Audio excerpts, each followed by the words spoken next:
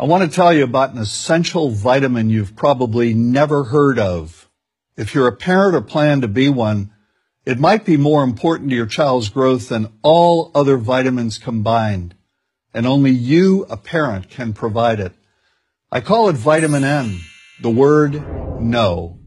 More and more children, I find, are suffering from vitamin N deficiency, and they, their parents, and our entire culture are paying the price.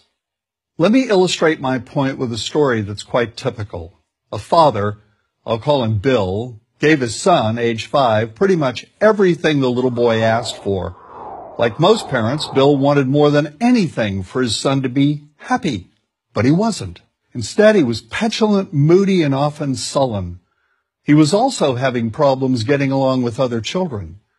In addition, he was very demanding and rarely, if ever, expressed any appreciation, let alone gratitude, for all the things Bill and his wife were giving him. Was his son depressed, Bill wanted to know? Did he need therapy? His son, I told him, was suffering the predictable ill effects of being overindulged. What he needed was a healthy and steady dose of vitamin N. Overindulgence, a deficiency of vitamin N, leads to its own form of addiction. When the receiving of things begins to generate nothing but want for more things.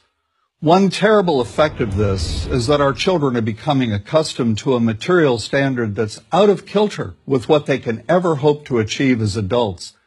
Consider also that many, if not most, children attain this level of affluence not by working, sacrificing, or doing their best, but by whining, demanding, and manipulating. So in the process of inflating their material expectations, we also teach children that something can be had for next to nothing.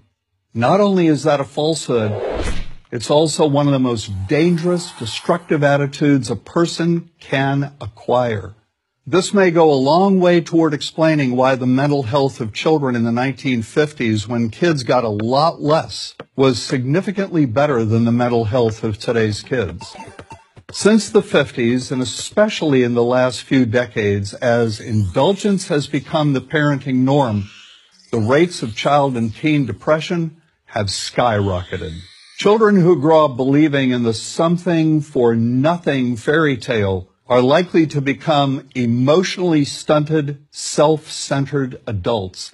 Then, when they themselves become parents, they're likely to overdose their children with material things. The piles of toys, plushies, and gadgets one finds scattered around most households. In that way, overindulgence, a deficiency of vitamin N, becomes an inherited disease. An addiction passed from one generation to the next. This also explains why children who get too much of what they want rarely take proper care of anything they have. Why should they? After all, experience tells them that more is always on the way. Children deserve better. They deserve to have parents attend to their needs for protection, affection, and direction. Beyond that, they deserve to hear their parents say no far more often than yes when it comes to their whimsical desires.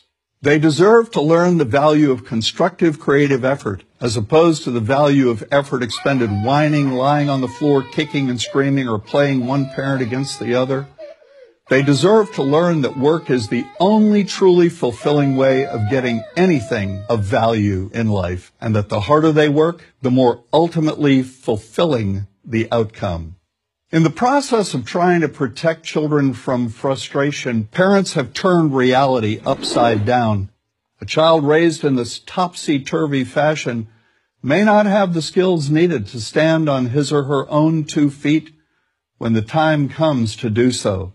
Here's a simple rule. Turn your children's world right side up by giving them all of what they truly need, but no more than 25% of what they simply want. I call this the principle of benign deprivation. No. Vitamin N. Dispense it frequently. You'll be happier in the long run, and so will your child. I'm John Rosemond, author and family psychologist for Prager University.